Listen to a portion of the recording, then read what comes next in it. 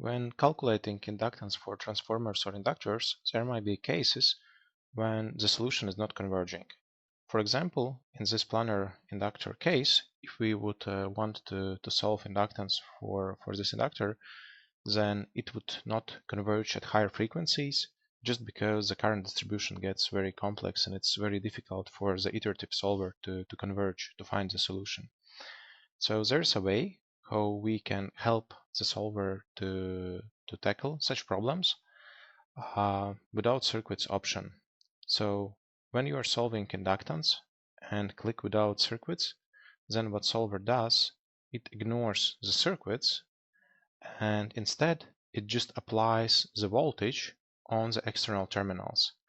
So as you can see here, the only option for primary excitation is voltage. There's no current available for without circuits excitation.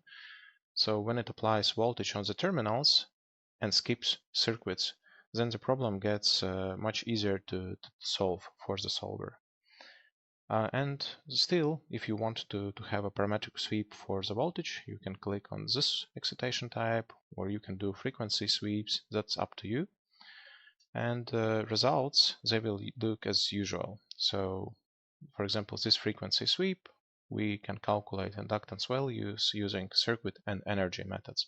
So everything else is the same as with circuits, just it helps you to speed up your simulations and converge faster.